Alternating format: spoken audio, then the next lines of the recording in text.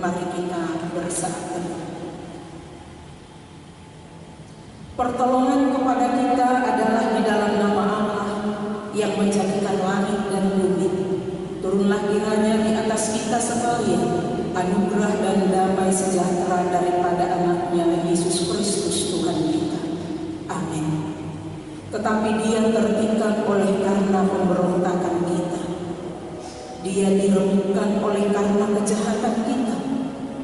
Ganjaran yang mendatangkan keselamatan bagi kita ditimpakan kepadanya, dan oleh bilur-bilurnya kita menjadi sembuh. Amin. Kita berdoa. Bapa yang bertahta dalam kerajaan surga, Tuhan kami Yesus Kristus, kami bersyukur berterima kasih kepadamu oleh karena kasih-Mu Engkau memberikan putra-Mu yang kudus datang ke dalam dunia, mengalami penderitaan, bahkan Tuhan mati disalibkan. Terpujilah Tuhan yang begitu mengasihi kami, bukan karena kebaikan kami, tetapi semata-mata karena Allah sungguh mengasihi kami.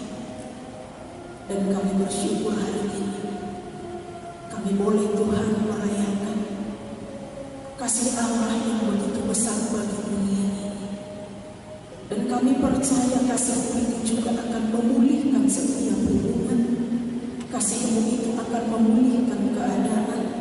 Hadirlah Engkau pada saat ini di tengah-tengah ibadah kami, memberkati kami di dalam kehidupan kami, bahkan persekutuan kami dengan Tuhan. Engkau berotoritas di atasnya. Di dalam nama Yesus Kristus kami bersyukur kepada Bapa di surga. Amin. Mari kita memuji Tuhan dari buku NT Metodis nomor 83 ayat 1 hingga ayat yang kedua.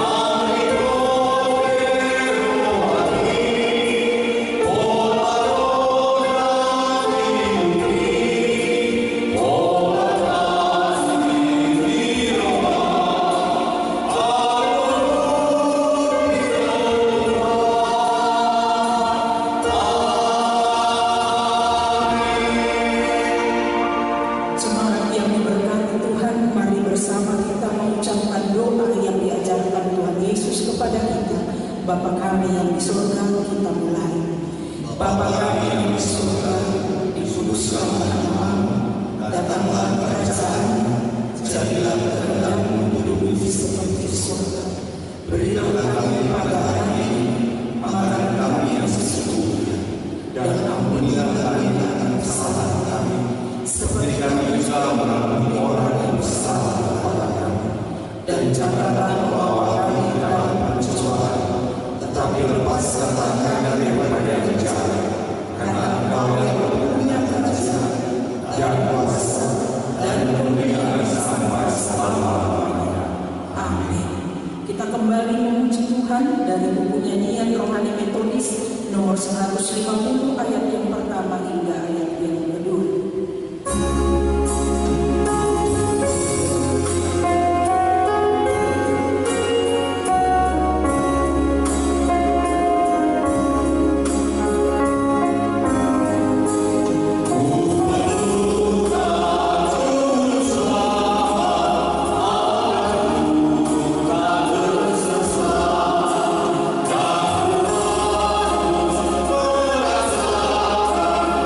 Oh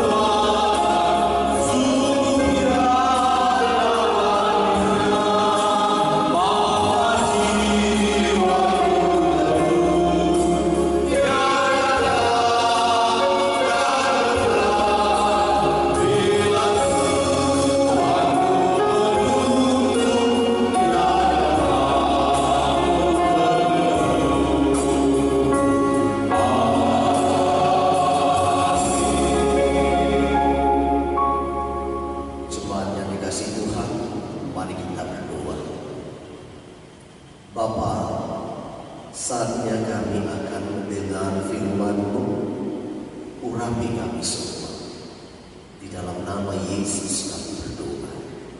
Amin. Mari kita membuka Alkitab kita dari Yohanes pasal yang ke-19 ayat 1 sampai ayat yang ke-16. Kemudian tambah ayat ke-8 sampai ayat 30. Demikian firman Tuhan. Lalu Pilatus memanggil Yesus dan menyuruh orang menyesah dia. Prajurit-prajurit menganyam sebuah mahkota duri dan menaruhnya di atas kepalanya. Mereka memakaikan dia jubah ungu, dan sambil maju ke depan mereka berkata, "Salam, hai Raja orang Yahudi." Lalu mereka menampar mukanya. Pilatus keluar lagi dan berkata kepada mereka, "Lihatlah, aku membawa dia keluar kepada kamu, supaya kamu tahu bahwa aku tidak mendapati kesalahan apapun padanya." Lalu Yesus keluar, bermahkota duri dan berjubah ungu. Maka kata Pilatus kepada mereka, "Lihatlah manusia itu."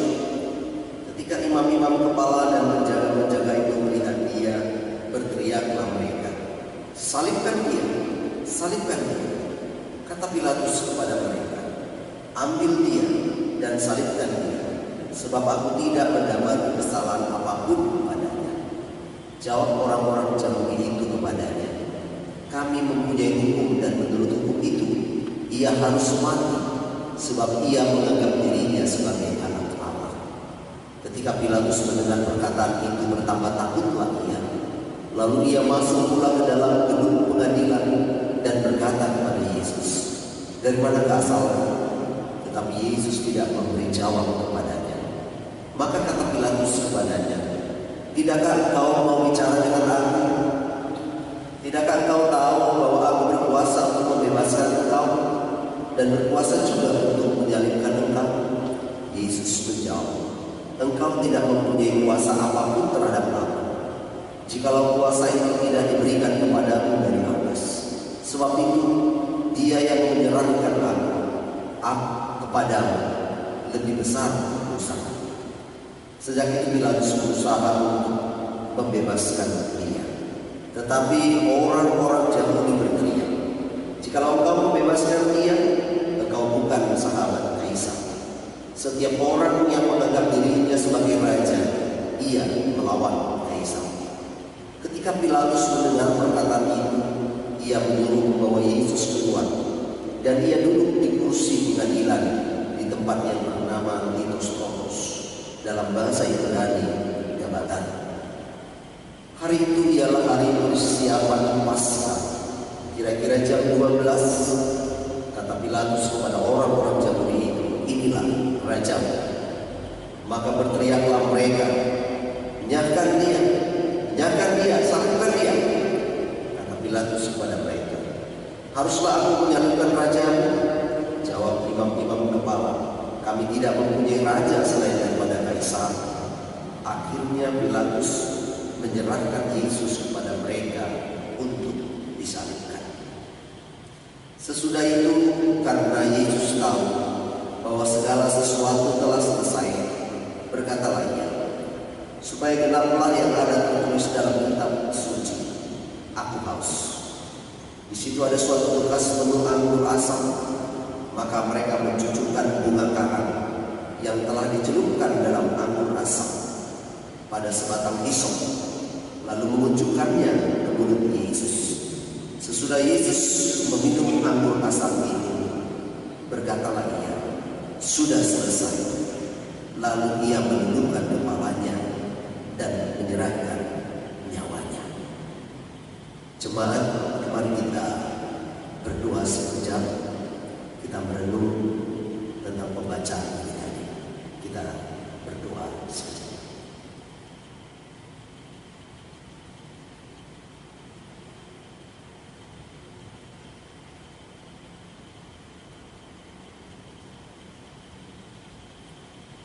Amin. Kita melanjutkan pembacaan kita. Yesus dikuburkan. Yohanes pasal 19 ayat 38 sampai 40. Sesudah itu Yusuf dari Arimatea, ia murid Yesus, tetapi sembunyi-sembunyi karena takut kepada orang-orang Yahudi, meminta kepada Pilatus supaya ia diperbolehkan menurunkan mayat Yesus. Dan Pilatus meneruskan permintaannya itu. Lalu datanglah ia dan menurunkan mayat itu. Juga Nikodemus datang ke situ. Dialah yang mula-mula datang waktu malam kepada Yesus.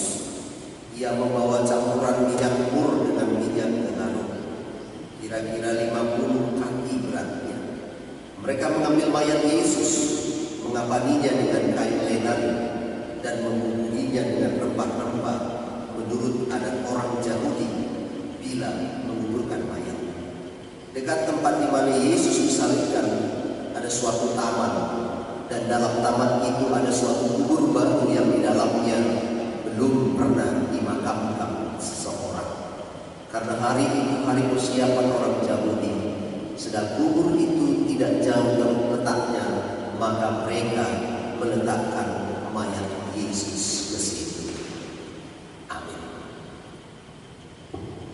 Saudara-saudara yang dikasihi Tuhan Yesus Kristus, tema kita di Jumat Agung ini yaitu berani bersikap dan bertindak seperti Kristus.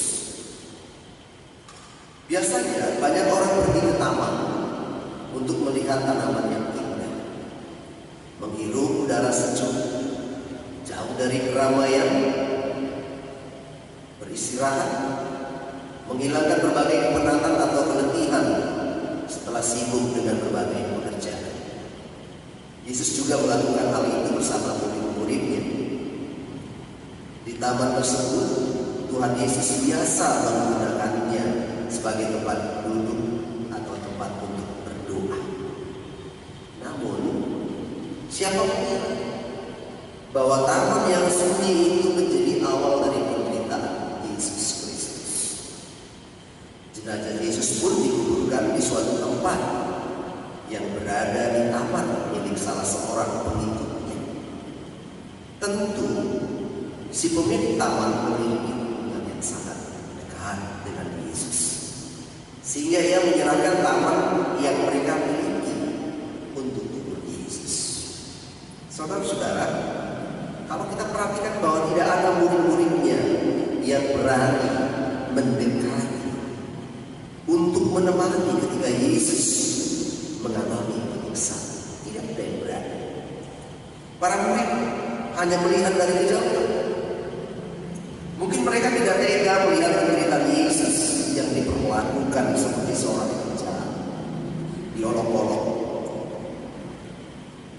Namun ketika ia harus menahan haus yang luar biasa, kepadanya diberikan anggur rasa, lambung Yesus ditikam dengan tombak hingga air dan darah mengalir dari lambungnya. Saudara-saudara, penderitaan yang dialami Yesus sungguh teramat mengerikan. Namun semua itu rela dijalani. Sesungguhnya bukan karena ia tidak mampu untuk melawan, melainkan ia menunjukkan kepada mereka, kepada manusia, bahwa penderitaan yang dialaminya justru dimaksudkan untuk menyelamatkan manusia. Menyelamatkan manusia dari penderitaan karena dosa. Dalam penderitaan yang demikian memang sudah menjadi kehendak Allah. Ia adalah hamba yang setia, rela menderita dan mati di kayu salib demi menyelamatkan manusia yang berbuat dosa, termasuk saya dan juga saudara-saudara. Lalu setelah peristiwa kematian Yesus di kayu salib, siapa yang merawat Yesus? Siapa yang menanamnya? Apakah semua murid memakamkannya? Tidak. Apalagi jelas dia adalah Yusuf dari Arimatea dan Nikodemus. Mereka berdua yang mengambil Yesus untuk dikebumikan.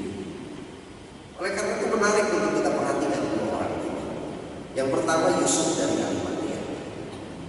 Sebenarnya dia adalah murid Yesus, tetapi bukan yang ke-12. Murid inilah yang meminta kepada Pilatus supaya diperbolehkan menurunkan mayat Yesus dari salib. Sesungguhnya ia merasa takut kepada orang-orang Yahudi yang telah menyalibkan Yesus. Barangkali ia berpikir bahwa jika dirinya ketahuan menurunkan jenazah Yesus dari kayu salib, ia juga dianggap sebagai pengikut yang perlu untuk ditangkap dan disiksa. Itulah sebabnya ia meminta mayat Yesus kepada Pilatus secara sembunyi-sembunyi. Yusuf dari Arimatea itu tentu menyadari juga bahwa ia pasti akan menghadapi berbagai resiko dari keputusan yang diambilnya itu. Hanya karena kasihnya kepada Yesus, ia rela melakukannya. Demikianlah seharusnya setiap orang yang mengaku mengasihi Yesus. Ia harus berani mengambil sikap, bertindak untuk melakukan apa yang baik bagi Tuhan Yesus. Meskipun demikian, di dalam menyatakan sikap dan tindakan tidak bisa dilakukan dengan gegabah. Setiap orang yang mengaku beriman kepada Tuhan Yesus juga harus berpikir dengan cermat agar bisa bersikap dan bertindak tepat. Jelaslah bahwa suatu keberanian tidak harus dilakukan dengan gegabah, melainkan dengan cara yang bijak sehingga tidak menimbulkan keributan. Yang kedua, saudara, setelah diturunkan dari atas kayu salib, mayat Yesus itu dimakamkan di taman milik Yusuf dari Arimatea. Sangat tidak mungkin jika mayat Yesus dimakamkan di tempat orang lain punya. Pasti akan memunculkan diskusi dan perdebatan, bahkan memunculkan persoalan baru terkait dengan tempat pemakaman bagi mayat Yesus. Oleh karena itu mayat Yesus dimakamkan di makam yang ada di taman milik Yusuf sendiri. Bahkan disebutkan juga bahwa di makam tersebut belum ada seseorang yang dimakamkan di tempat itu. Sehingga jika ada murid-murid Yesus atau siapapun yang ingin menengok mayat Yesus dikubur, mereka bisa langsung menuju ke tempat makam Yesus. Dalam hal ini keputusan Yusuf sangat bijak. Yusuf merelakan makam yang ada di taman miliknya sebagai tempat pemakaman bagi Yesus. Terlebih dari itu, Yusuf juga tidak ingin berkuasa atas tubuh Yesus. Ia memperbolehkan siapapun yang akan datang untuk melihat Yesus. Yusuf telah membuktikan dirinya dengan mewujudkan sikap dan tindakan yang tidak mementingkan dirinya sendiri. Tidak banyak kata-kata yang dia ucapkan untuk mewujudkan kasihnya kepada Yesus. Memang kasih itu tidak cukup jika hanya diucapkan. Terlebih dengan berbagai uraian penjelasan yang detail dan terperinci. Kasih itu harus dinyatakan dalam sikap dan tindakan yang konkret. Orang kedua, saudara-saudara, yaitu Nikodemus. Nikodemus adalah seorang Farisi, pemimpin agama Yahudi yang pernah menjumpai Yesus untuk berdiskusi tentang dilahirkan kembali. Saat kematian Yesus, Nikodemus justru datang dengan membawa campuran minyak mur dan garam yang biasanya digunakan untuk mengurapi dan mengurangi bau mayat. Kalau zaman sekarang mungkin kopi dibakar setelah disuntik dengan formalin. Minyak mur dan garam ini dibawa oleh Nikodemus sebagai wujud kasih dan hormatnya kepada Yesus. Apa yang dilakukan Nikodemus terhadap mayat Yesus? Ini merupakan suatu sikap dan tindakan yang berani. Sebab apa yang dilakukannya pasti bertentangan dengan orang Farisi yang membenci Yesus. Perbuatan kasih dan hormat itu memang bisa ditunjukkan kepada setiap orang. Sebab pada dasarnya setiap orang berhak menerimanya. Saudara-saudara, Yusuf dari Arimatea dan Nikodemus berani bersikap bertindak seperti yang diajarkan dan diteladankan Yesus Kristus. dengan segala risiko yang mungkin akan dihadapi mereka, baik dari orang Yahudi maupun dari murid-murid Yesus ini. Namun, kedua orang ini tidak peduli dengan semuanya ini. Bagi mereka yang penting adalah bisa melakukan apa yang baik bagi Yesus yang mereka kasih. Kedua orang itu tidak hanya belajar dari apa yang dilakukan dan dialami Yesus, melainkan juga menerapkan ajaran dan teladan Yesus.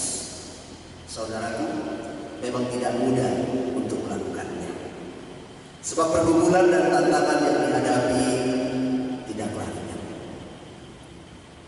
Kenyataannya, ada saja orang yang mengaku beriman kepada Tuhan Yesus Kristus, tetapi tidak berani bersikap dan bertindak secara tegas dalam menyatakan dan mempertahankan imannya.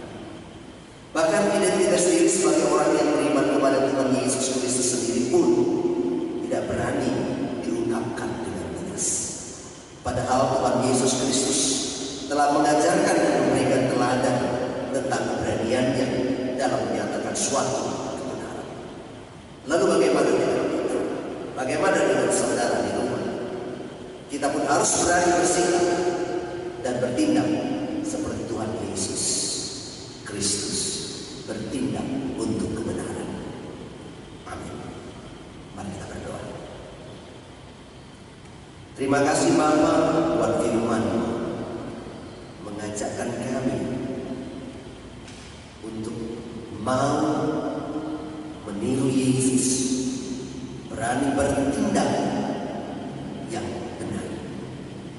Apa yang diikuti oleh Yusuf dari Arimatia dan juga Nikodemus, biarlah kami juga patut meneladani mereka berdua.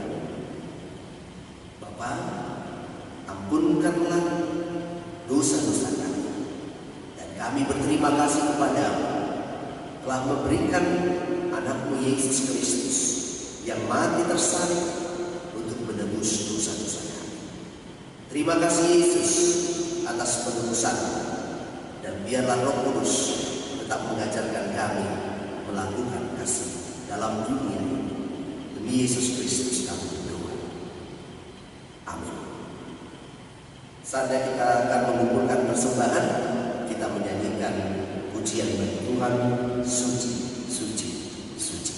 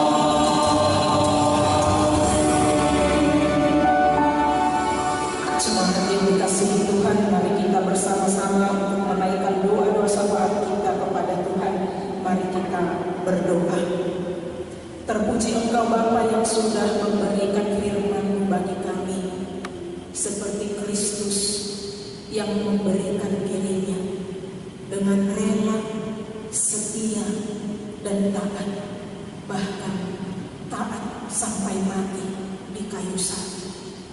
Tuhan, terima kasih untuk pengorbanan-Mu yang begitu besar di dalam kehidupan setiap manusia. Begitu Engkau mengasihi kami, sehingga kami beroleh keselamatan. Kami beroleh pemulihan dari setiap keadaan kami. Terpujilah Tuhan yang memberikan kasih yang besar itu. Dan Engkau meneladankan kepada kami supaya kami juga berani berlaku, memberi kasih kepada orang-orang yang ada di sekitar kami, orang-orang yang ada di lingkungan keluarga kami, suami, istri, bahkan anak-anak kami. Ketika kami merasakan bahwa kami sudah dikasihi Allah, maka kami pun boleh mengasihi mereka yang ada di sekitar kami. Bahkan firman-Mu mengajarkan mengasihi mereka yang memusuhi kami.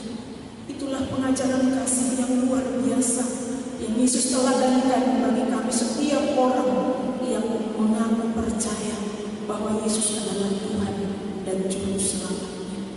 Terima kasih juga Tuhan untuk setiap kehidupan yang masih Tuhan percayakan di tengah-tengah dunia ini bagi kami, bagi keluarga kami, khususnya di tengah-tengah bencana yang sedang mendunia pada saat ini, COVID-19 yang mewabah di tengah-tengah kehidupan bangsa, suku, marga. Tuhan, kami tidak tahu apa rencana Tuhan di balik semuanya ini. Kami berdiam diri di rumah, kami beribadah dari rumah kami masing-masing, membelajarkan kami juga untuk tunduk kepada pemerintah, membelajarkan kami juga Tuhan untuk bersatu dalam rumah tangga kami, berdoa bersama kepada Tuhan, memohonkan pengampunan Tuhan untuk setiap kesalahan dan dosa-dosa kami. Kami berdoa, pulihkanlah dunia ini, pulihkanlah bumi ini Tuhan. Janganlah memandang kami dengan amarah, tetapi pandanglah kami dengan kasih-Mu yang begitu besar. Dan kami percaya Tuhan, pemulihan-Mu akan segera terjadi di tengah-tengah setiap umat-Mu yang berseru-seru memanggil nama-Mu, meminta pertolongan dan belas kasihan. Bapa, kami berdoa untuk keluarga yang berduka, Tuhan hiburkanlah mereka.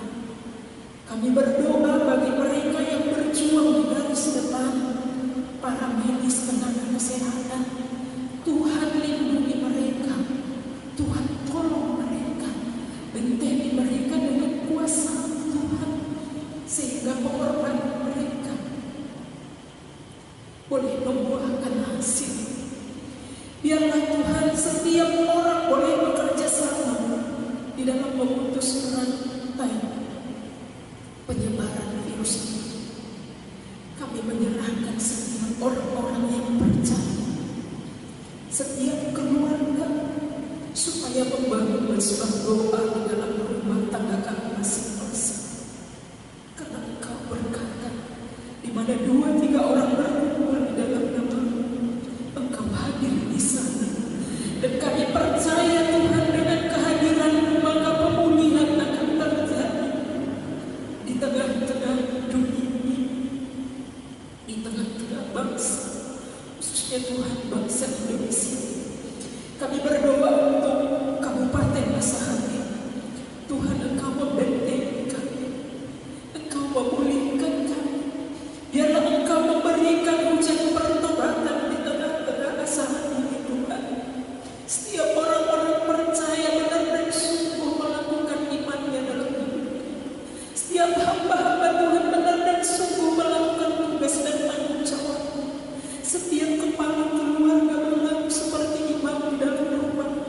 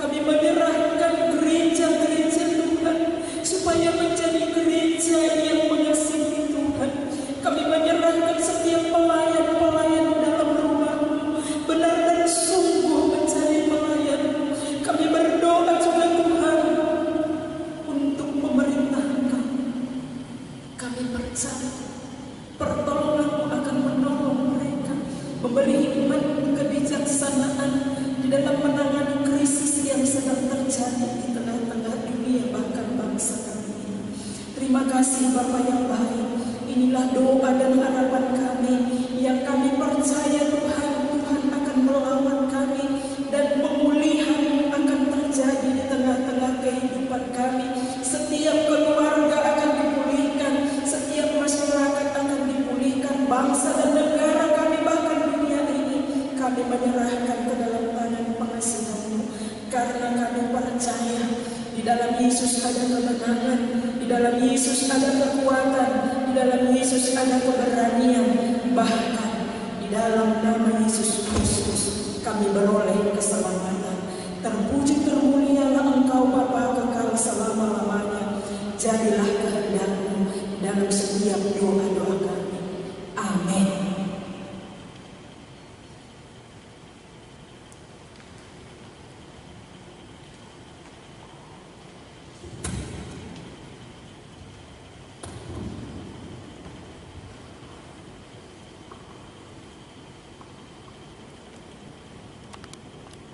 Saatnya kita akan melakukan perjamuan kudus.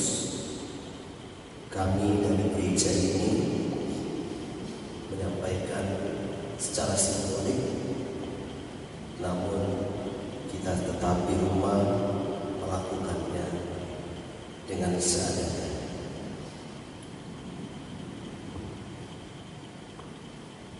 Kita mulai. Kamu yang sesungguhnya bertobat daripada dosamu dan menuntut hidup baru serta menurut hukum-hukum Allah, dan hendak berjalan dari sekarang ini pada jalannya yang suci, marilah dengan iman terimalah perjamuan kudus ini untuk menghiburkan hati. Berlututlah kamu dengan rendah hati, mengaku dosa-dosamu kepada Allah yang Maha Kuasa.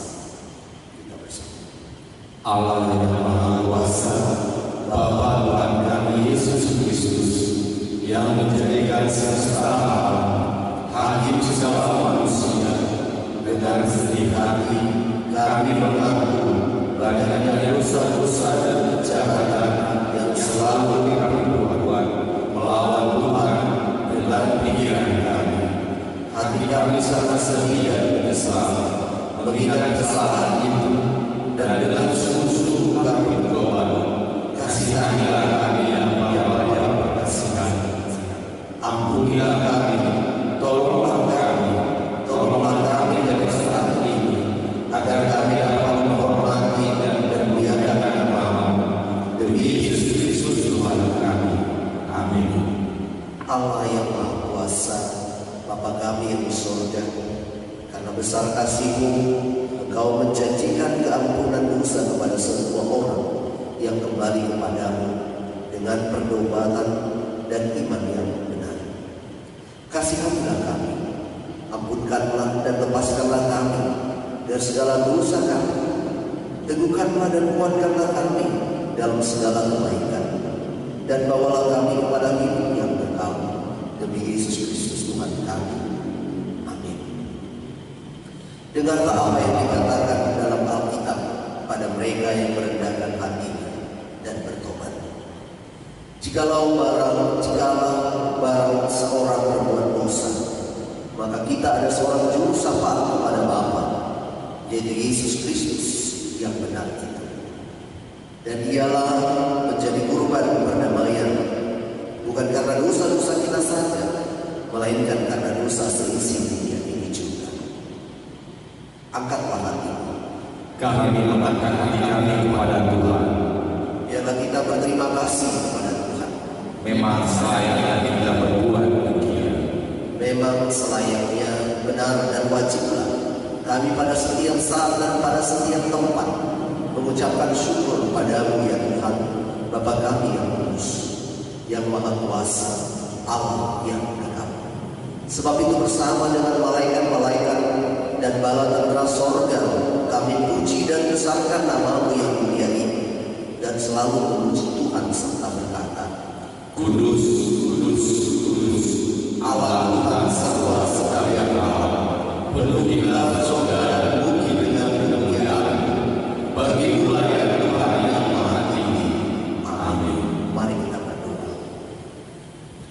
Allah yang Maha Kuasa, Bapa kami yang di surga, yang sebab kasih-Mu yang besar itu sudah memberikan anak-Mu yang tunggal, Yesus Kristus, yang sudah menderita kematian di atas salib untuk penebusan kami, yang oleh persembahan yang sekali itu sudah membuat korban yang penuh, sempurna, dan cukup bagi dosa-dosa seluruh dunia, dan yang menentukan, dan dalam Injilnya yang kudus sudah memerintahkan kami melanjutkan peringatan ini atas kematiannya yang mulia itu. Dengarlah kami ya Bapa yang berkasihan, dengan rendah hati kami memohon kepadamu, dan tolonglah kami yang menerima roti dan anggur ini menurut peraturan anak-Mu Juru Selamat kami Yesus Kristus, dalam memperingatkan kematian dan kesengsaraan, juga mengambil bagian daripada zat keilahiannya dengan pertolongan Dia yang pada malam Ia diserahkan, lalu diambilnya roti. Dan sesudah Ia mengucap syukur, dipecah-pecahkan semua, diberikannya kepada murid-muridnya itu kepadanya, dan berkata, ambillah, makanlah, inilah tubuhku yang diserahkan karena kamu. Berbuatlah demikian menjadi suatu peringatan akan Dia. Demikian juga sesudah makan, diangkatnya cawan minuman. Diucapkannya syukur serta diberikannya kepada mereka dan berkata, minumlah kamu sekalian dari cawan ini. Inilah darah perjanjian baru yang ditumpahkan karena kamu dan karena orang banyak sebagai jalan keampunan dosa. Maka seberapa kali kamu minum, berbuatlah demikian menjadi peringatan akan Aku. Tuhan kami Maha, Dialah kami berada dalam gereja-Mu ini dengan percaya akan kebenaran sendiri, melainkan akan rahmat yang besar dan banyak itu. Kami tidak layak untuk bermanfaat di bawah gereja-Mu, tetapi Engkau ya Tuhan, pada kami menutup serta dalam peringatan ini akan anak-Mu Yesus Kristus, sehingga kami diberi dengan kesempurnaan hidupnya dan dapat semakin baik Tuhan, dan dapat tinggal selama-lamanya dalam Tuhan, dan Tuhan dalam kami. Amin.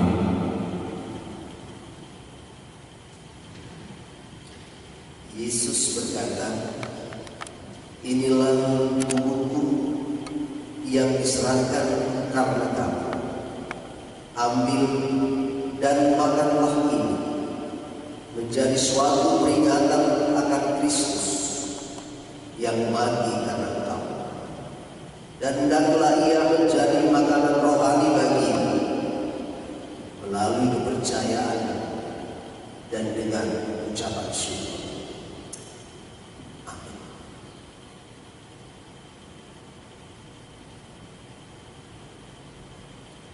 Yesus berkata, inilah darahku, darah perjanjian baru yang ditumpahkan karena engkau. Minumlah ini menjadi peringatan bahwa Kristus mati karena engkau, dan ucapkanlah syukur.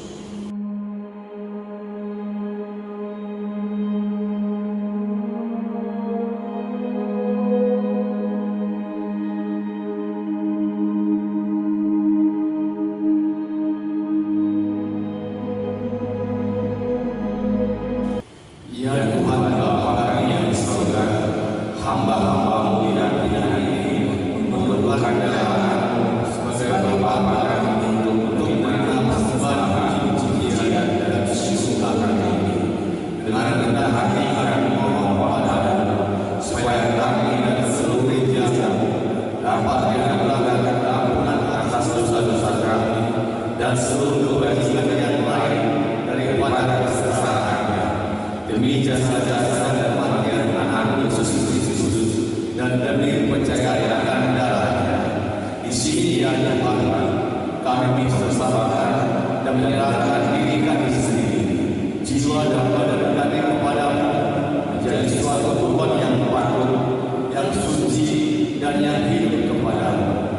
Kami mohon supaya kasih sayang yang ikut makan unsur-unsur Jemaat Kudus ini dapat dipenuhi dengan anugerah dan berkat surgawi.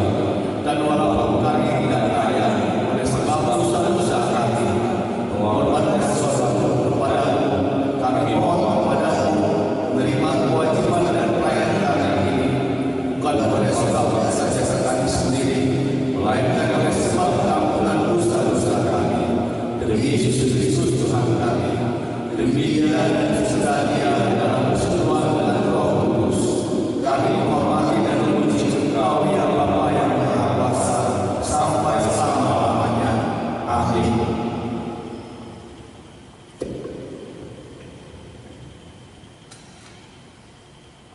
Segala kemuliaan bagi Allah di tempat yang maha tinggi, dan sejahtera di atas bumi di antara orang yang diperkenankannya. Kami memuji Tuhan, kami menghormati Tuhan, kami menyembah Tuhan, kami mengucapkan syukur kepada Tuhan, sebab kemuliaan yang besar itu, ya Tuhan Allah, Raja yang di surga, Allah Bapa yang Maha Kuasa, ya Tuhan Yesus Kristus, Anak yang tunggal, ya Tuhan Bapa Allah, Anak Bapa yang menanggung dosa-dosa seluruh masyarakat manusia. Kasihanilah kami Tuhan, terimalah doa kami Tuhan. Tuhan yang duduk di sebelah kanan Allah, kasihanilah kami, karena Engkau saja yang kudus, Engkau sajalah yang Tuhan, Tuhan saja yang Kristus dengan Roh Kudus yang maha tinggi dalam kemuliaan Allah Bapa. Amin. Kita menyanyikan kepada Allah puji.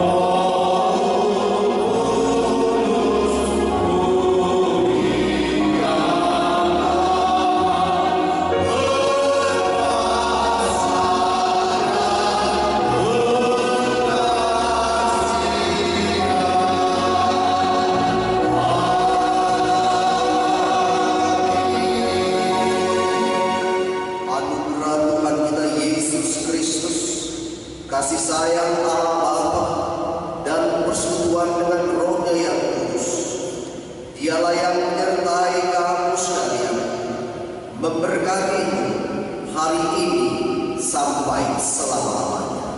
Amin.